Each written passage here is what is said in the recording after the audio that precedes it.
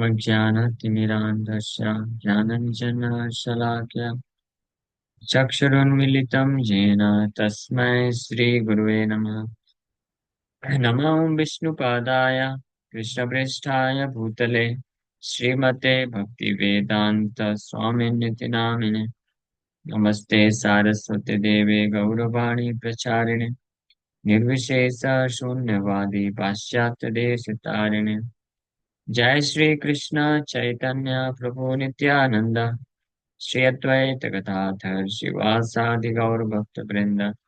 हरे कृष्ण कृष्ण कृष्ण हरे हरे, हरे राम राम राम हरे हरे। हरे कृष्ण। तो आप सभी भक्तों का हार्दिक स्वागत है आज के भगवद गीता के चर्चा में। हम लोग चर्चा कर रहे थे Shrimad Bhagavad Gita chapter 2 and text 60। I think इस श्लोक में लोग डिस्कशन कर चुके थे। यततो हि अपि कौन्तेय पुरुषस्य विपश्चिता इंद्रियाणि प्रमाथीनि हरन्ति प्रसवं मनः। The senses are so strong and impetuous, O Arjuna, that they forcibly carry away the mind even of a man of discrimination who is endeavoring to control them। तो इस श्लोक में भगवान कृष्ण अर्जुन को शिक्षा दी कि इंद्रियाणि प्रमाथीनि, सेंसेस आर सो स्ट्रांग, बहुत शक्तिशाली, एंड impetuous, एजिटेटिंग, हरंती प्रशभम मना, कि व्यक्ति के मन को हर लेती है। भले ही कोई विपश्चित means a man full of discrimination वो भी प्रयास भी करता है फिर भी। सो ये इस श्लोक में जो भगवान कृष्ण, इसके ऊपर हमने ऑलरेडी चर्चा किया है विस्तार से। इस श्लोक में भगवान कृष्ण जो बोल रहे हैं कि किस प्रकार से अ man full of discrimination also, वो भी यत्न करने पे भी उसकी इंद्रियां उसके मन को खींच करके डुबा देती है। तो ये कैसे होता है? क्योंकि ये सुन करके अर्जुन को आश्चर्य हुआ होगा कि हाउ इज इट पॉसिबल, ये मैन फुल ऑफ डिस्क्रिमिनेशन, विपश्चिता, वेरी इंटेलिजेंट थॉटफुल पर्सन, जो पूरी तरीके से प्रयास कर रहा है, उसके भी मन को कैसे हर सकती, खींच के ले जा सकती। तो इसका भगवान कृष्ण अब टेक्स्ट 61 62 ऑनवर्ड्स, 62 एंड 63 में इसका मैकेनिज्म बता रहे हैं। 61 में ये भी हम लोग कर चुके थे। तानि सर्वाणि संयम्य युक्त आसीत मत्परा वसे ही यस्येन्द्रियाणि तस्य प्रज्ञा प्रतिष्ठिता। 60 नंबर श्लोक में भगवान तो बोले कि कोई व्यक्ति कितना भी बुद्धिमान हो, कितना ही विवेकशील ही क्यों ना हो, उसकी इंद्रियां उसके मन को निश्चित रूप में प्रयास करने के बावजूद भी उसका मन उसकी इंद्रियां उसके मन को विषय भोग में लगा देती है। लेकिन वहीं दूसरी ओर ऐसा व्यक्ति जो युक्त आसित मत परा, one who is devoted to me, मुझे समर्पित है और इंगेज्ड इन माई सर्विस, युक्त, युक्त आसित, हाँ, वो युक्त है पूरी तरीके से मेरे मत परा मीन्स रिलेटेड विथ मी, मेरे से संबंधित कार्यों में। तानी सर्वाणी संयम, लेकिन साथ ही साथ में उन सभी इंद्रियों को कंट्रोल करते हुए उनको मेरी सेवा में, मेरे संबंधित कार्यों में लगा के रखता है। तो वास्तव में पूर्ण रूप से प्रतिष्ठित है। Means for him there is no chance of falling down, उसके लिए कोई ऐसी संभावना नहीं है कि उसका पतन हो जाए। लेकिन जो दूसरा कैटेगरी है जो विशेष भगवान बताए, तो वो कैसे उसका पतन हो जाता है भले ही फुल ऑफ डिस्क्रिमिनेशन है, उसका मैकेनिज्म या विधि स्टेप बाय स्टेप कैसे होता है, ये दो श्लोक में हम बोलने वाले हैं, टेक्स्ट 62 एंड 63। इसको हम लोग चर्चा करेंगे और फिर साथ ही साथ में इसका एक एग्जाम्पल भी है, मेरे ख्याल से तात्पर्य में होगा, और अगर नहीं है तो प्रोपा जी अन्यत्र लेक्चर में बताते हैं, वो हम लोग भी डिस्कस करेंगे कि कैसे इस श्लोक के आधार पर मैन फुल ऑफ डिस्क्रिमिनेशन। क्योंकि वेद व्यास जी भगवद गीता में जब एक और श्लोक लिखते हैं जहाँ पे बताया गया है ज्ञानिनो न नित्य वैरिण काम रूपेण कौन्तेय दुष्पूरेण अनलेन च। ये ज्ञानियों का भी नित्य वैरी है। सो एक ऋषि हुए, आई थिंक जैमिनी ऋषि, उनको ये डाउट आया कि जो ज्ञानी है, जो फुल ऑफ डिस्क्रिमिनेशन है, उसको भला काम, लस्ट कैसे कंट्रोल कर सकता है। वेद व्यास जी इसको डेमोन्स्ट्रेट करते हैं प्रैक्टिकली। एक पास टाइम आता है, तो उसके द्वारा भी हम चर्चा करेंगे इस श्लोक में कैसे एक्सप्लेन करते हैं इस श्लोक को। तो भगवान कृष्ण इस श्लोक में बोल रहे हैं, ध्यायतो विषयान् पुंसा संगस्ते सुपजायते संगात् संजायते काम कामात् क्रोधोऽभिजायते। While contemplating the objects of the senses, a person develops attachment for them.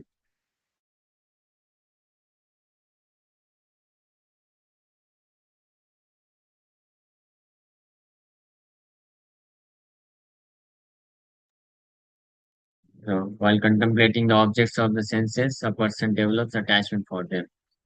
And from such attachment, lust develops, and from lust, anger arises. ये इस प्रकार से कार्य होता है। तो भले ही कोई व्यक्ति फुल ऑफ डिस्क्रिमिनेशन है, लेकिन ये मैकेनिज्म, या ये जो साइंस है, विज्ञान है एक्चुअली में, ये फॉलो करेगा। तो कैसे स्टार्ट होता है? ध्यायतो मीन्स कंtemplation, मन में ध्यान करना। ध्यायतो विषयान पुंसा, विषयान means sense objects, on the objects of senses. उस पे कोई कंtemplation अगर करता है, सोचता रहता है उसके बारे में, पुंसा अ पर्सन, तो निश्चित रूप में संगस तेसु उपजायते, उसका अटैचमेंट डेवलप हो जाएगा उन सेंस ऑब्जेक्ट्स में, उस object of the senses attachment या आसक्ति विकसित होती जाएगी। और संगात संजायते काम, संगात मीन फ्रॉम सच अटैचमेंट, ऐसे अटैचमेंट से काम मीन्स लस्ट डेवलप होता है। कामात क्रोधो विजायते, एंड फ्रॉम काम और फ्रॉम लस्ट और फ्रॉम डिजायर, क्रोध, एंगर और फ्रस्ट्रेशन अभिजायते बिकम्स मैनिफेस्ट। ये स्टेप बाय स्टेप है। एंड इट स्टार्ट्स मीन्स, ये चार स्टेप है। इसके बाद फिर नेक्स्ट श्लोक में भगवान बताते हैं कि क्रोध से फिर क्रोधात भवति सम्मोह, सम्मोहात् स्मृति विभ्रम, स्मृति भ्रंशात् बुद्धिनाशो, बुद्धिनाशात् प्रणश्यति। From anger, complete delusion arises, and from delusion, bewilderment of memory. When memory is bewildered, intelligence is lost, and when intelligence is lost, one falls down again into the material pool. तो इस प्रकार से व्यक्ति का पतन कैसे होता है, ये श्लोक में हम बता रहे हैं। 8 स्टेप। तो ये 8 step mechanism for once fall down into maya. किसी व्यक्ति, विशेष रूप से कोई स्पिरिचुअलिस्ट है, अध्यात्मवादी व्यक्ति है, जो स्पिरिचुअल लाइफ में आगे बढ़ने का प्रयास कर रहा है, उसके लिए ये 8 स्टेप से होके जाता है उसका फॉल डाउन। यहाँ से स्टार्ट होता है ध्याय तो, from the point of contemplation upon objects of the senses, once degradation starts, कि सेंस ऑब्जेक्ट्स के कंtemplation से, ध्यान से व्यक्ति का विनाश प्रारंभ होता है, या पतन जो है प्रारंभ होता है। जब तक ये ध्यायतो विषयान नहीं है, contemplation upon the objects of the senses, and especially with the desire for sense enjoyment. Dhyayato Vishayan, we have to note it down. Vishayan means objects of the senses. That means जब कोई व्यक्ति sense object का कंtemplation करता है with the desire to enjoy, with the desire to have sense gratification, और in other words sense object पे कंtemplation करते हुए he's he understands or he knows that there is sense gratification, ये अवेयरनेस भी अगर है, भले ही अगर कोई व्यक्ति इमिडिएटली हो सकता है डिजायर ना करे, सेंस ग्रेटिफिकेशन के लिए कंtemplate हो सकता है ना करे कोई व्यक्ति, but if somebody while contemplating upon objects of senses he is aware of means sense gratification is there उस और सेंस ऑब्जेक्ट में, ये अवेयरनेस है, तो ये भी ध्याय तो विषयान की कैटेगरी में आता है। And from this point fall down starts, यहाँ से चालू होता है, प्रारंभ हो जाता है। But before this, how does this ध्याय तो हैपन्स, कंtemplation कैसे चालू होता है? ध्याय तो means contemplation means one contemplates through mind, मन पे, मन से कंtemplate करता है यानी ध्यान करता है, उसके मन में सारी चीजें आती है सेंस ऑब्जेक्ट्स के बारे में, सेंस ऑब्जेक्ट्स के बारे में जो मन में विचार उत्पन्न होते हैं, एंड स्पेशली ध्याय तो विषयान, सेंस ऑब्जेक्ट्स, विषय वस्तु भोग वस्तु के बारे में जो मन में ध्यान उत्पन्न होता है, ध्यान होता है, कंtemplation आता है, वो सेंस एंजॉयमेंट या सेंस ग्रेटिफिकेशन, इंद्रिय भोग के लिए, इंद्रिय भोग के लिए विशेष रूप से, तब वो डेंजरस होता है, वहां पे डेंजरस चालू हो जाता है। लेकिन ये ध्याय तो विषयान चालू कैसे होता है? हाउ डज इट ट्रिगर्स, ये कैसे ट्रिगर होता है, ये कैसे इनिशिएट होता है या प्रारंभ होता है? यस, आप मुझे कोई बता सकते हैं? मेरा क्वेश्चन समझ पाए? तो ये ध्याय तो विषयान प्रारंभ होता है सबसे पहली बात, तो ऑलरेडी जन्मों जन्मों से हमने सेंस ग्रेटिफिकेशन किया है, वैरायटीज ऑफ सेंस ग्रेटिफिकेशन, विविध प्रकार के इंद्रिय भोग का कार्य ऑलरेडी हम कर चुके हैं सारे इंद्रियों के द्वारा, तो इसलिए वो मन में वो इम्प्रेशंस ऑलरेडी हैं, तो समय समय पे कई बार वो इम्प्रेशंस ऑटोमेटिकली मैनिफेस्ट भी होते रहते हैं, तो इस पे तो हमारा अभी कंट्रोल मूल रूप से नहीं है, इसको तो हम सफाई करना पड़ेगा, मार्जन, इस इसी को बोलते हैं चेतो दर्पण मार्जन, इसको साफ करने का प्रोसेस ही है chanting of the holy name of Krishna, Krishna के नाम को सुनना, कृष्ण के बारे में सुनना, इसके माध्यम से चेतो दर्पण मार्जन होता है, हृदय का चित्त शुद्ध होता है। तो जो ऑलरेडी इंद्रिय भोग करने से जो संस्कार उसको बोला जाता है इम्प्रेशंस, मन में ऐसे इम्प्रेशंस के कई लेयर्स हैं, अनलिमिटेड लेयर्स ऑफ संस्कार और बैड इम्प्रेशंस और impressions of sense gratification stored है हमारे मन में, तो इसको एक एक करके हरिनाम जप के माध्यम से जितना ध्यान पूर्वक जो कोई भक्त जप करता है, उतनी ही मात्रा में ये जो बैड इम्प्रेशंस है, संस्कार, इंद्रिय भोग के संस्कार है पूर्व जन्मों जन्मों से, वो धीरे धीरे वाइप आउट होता जाता है, साफ होता जाता है। तो एक तो ये रीजन है। दूसरा, फिर हमारे जितने भी इंद्रियों से जब हम इनपुट लेते हैं, अगर वो सेंस ग्रेटिफिकेशन के इनपुट्स हैं, तो वो भी ट्रिगर करते हैं ये इंद्रिय भोग को, वहां से भी ध्यान तो विषयान चालू होता है। जस्ट लाइक आंखों से, अगर आंखों से कोई व्यक्ति बैड इमेज देखता है, तो उसका कंटेम्पलेशन चालू हो जाता है।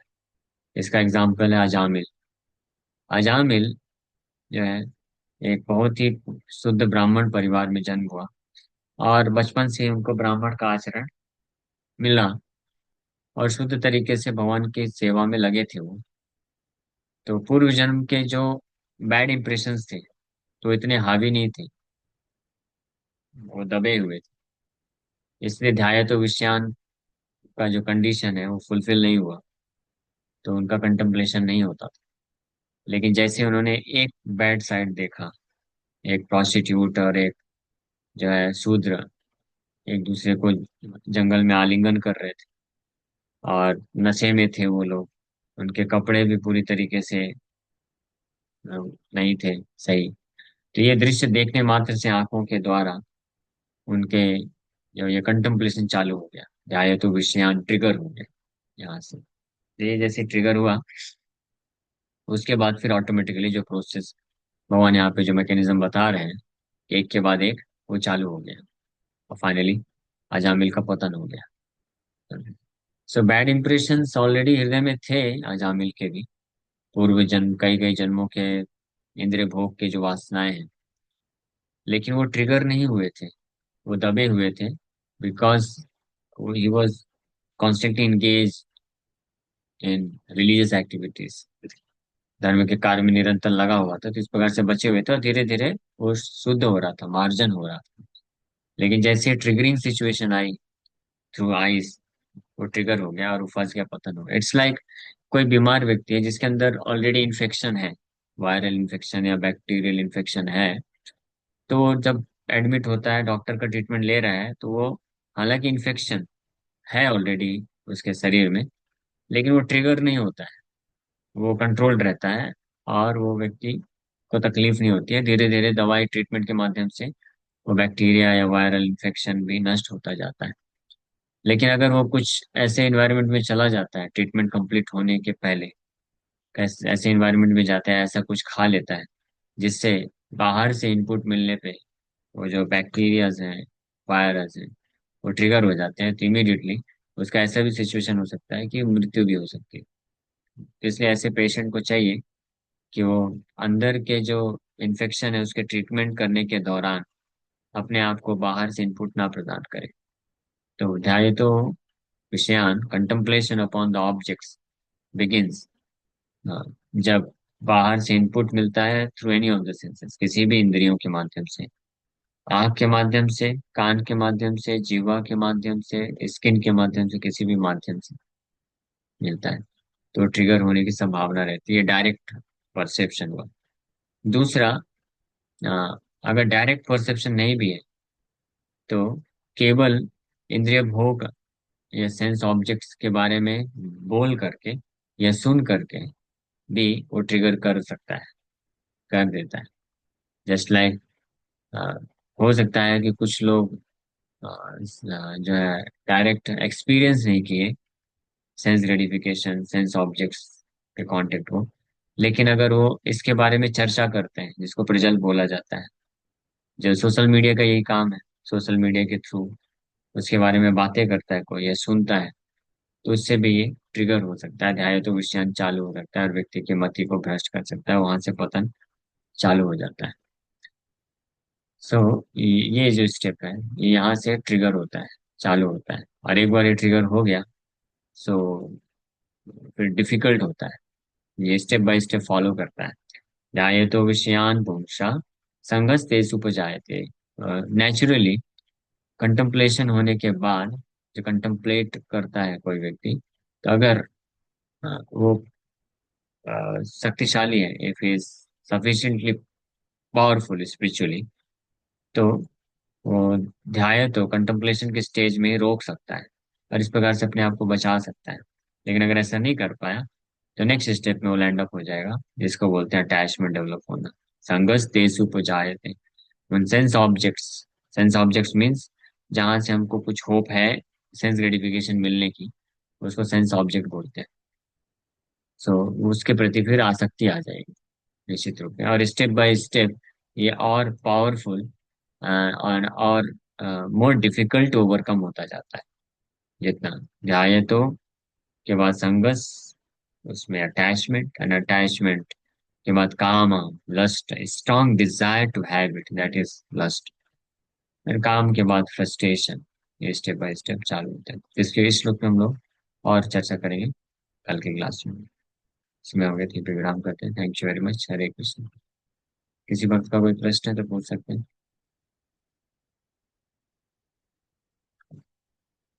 यस, हरे कृष्ण। यस, जय मनोहरिणी माता जी। हाँ, हरे कृष्णा प्रभु जी। थैंक यू प्रभु जी। एक्चुअली एक क्वेश्चन था माइंड में कि हम लोग जब भी जप के लिए जपा, हम लोग का लाइक सपोज 3 o'clock से पहले हम लोग अगर उठते हैं तो वो टाइम भी ठीक ही है क्या जपा के लिए, या फिर नहीं हाँ, करना चाहिए? कर पता सकते। चला है नहीं नहीं, कि कर सकते हैं। कर सकते हैं क्या? हाँ, अच्छा, कर सकते हैं। कर सकते हैं। जनरली जनरली ये रिकमेंड किया जाता है कि 3 बजे के पहले हाँ, अगर उठते हैं, तो हम हाँ। हाथ धुल करके ब्रश करके जपा करना चाहिए, और 3 बजे के हाँ। बाद ही नहाना चाहिए। ऐसा अच्छा। रिकॉर्ड। अच्छा। तो बट मतलब अगर लेकिन कोई ऐसा नहीं है ना कि कस्टम मतलब है, तमो को ही टाइम है, ऐसा कुछ नहीं है, क्योंकि ये भी नहीं नहीं सुनने को मिलता है कि नहीं नहीं ये टाइम पे नहीं कर सकते ऐसे तो। हाँ नहीं नहीं, नहीं ऐसा कर बिल्कुल भी नहीं। सकते। अच्छा। आप रात को 12 बजे भी उठ करके हरि नाम जप कर सकते हरी बोल, हाँ। ओके प्रभु हैं, जी। कोई कोई यस। पाबंदी नहीं। थैंक यू ठीक। प्रभु। हरे कृष्ण। ओके। हरे कृष्ण। हरिदास ठाकुर इसके प्रमाण है। वो तो पूरी रात बैठ के जप कर रहे थे। वो जो प्रसंग आता है ना, जब एक प्रोस्टिट्यूट अप्रोच की थी इवनिंग में, तो हरिदास ठाकुर बोले, मैं आपकी सारी इच्छा पूरी करूंगा, बस मेरा नाम जप तो कंप्लीट कर लेने दो, मेरी कुछ संख्या बची हुई है। तो संख्या कंप्लीट करते करते पूरा रात निकल गया, सुबह अगले दिन मॉर्निंग, नेक्स्ट मॉर्निंग ब्रह्म मुहूर्त आ गया। इसका मतलब पूरा रात वो जप किए थे तब। यानी पूरा रात भी कोई जप करना चाहे तो कर सकता है, इसमें कोई वो दिक्कत नहीं। जैस कविता माता जी। हरे कृष्णा प्रभु जी, पंचांग प्रणाम। हरे कृष्ण। प्रभु जी, जैसे विषय वस्तु सामने से कई बार होता है कि वो नहीं मिलती, तब तक जपा या फिर भक्ति नॉर्मली चलती रहती है। लेकिन ये चीज होता है कि सामने से वो विषय वस्तु, क्योंकि मन में है, चाह भोगना भी चाह रहे हैं, लेकिन उसको दबाने की कोशिश कर रहे हैं या रोकने की कोशिश कर रहे हैं, या फिर वो धीरे धीरे दूर हो गई तो रुक भी जाती है। वही चीज है जो कि भी सामने से आने से फिर डिस्टर्ब होते हैं। तो बचने का तरीका यही है कि उनसे दूर रहें और जपा भी बढ़ाएं, कि और कोई भी यस। मेथड भी है। हाँ सही बात है। तो और तरीके हम लोग कल विस्तार से चर्चा करेंगे, लेकिन ये दो चीज इम्पोर्टेंट है कि अपने आप को हम, वो जो ध्याय तो विषयान है, कंtemplation और ऑब्जेक्ट्स ऑफ सेंसेस, यानी विषय भोग के चिंतन को चालू, ट्रिगर करने वाले, इनिशिएट करने वाले, प्रेरित करने वाले, प्रेरक को प्रेरित करने वाली सिचुएशन, परिस्थिति से अपने आप को बचाना चाहिए। और दूसरा, हरिनाम जप करने से जो हमारे ऑलरेडी बैड संस्कार हैं, वो उसका सफाई भी होता है। ओके। हरे कृष्ण।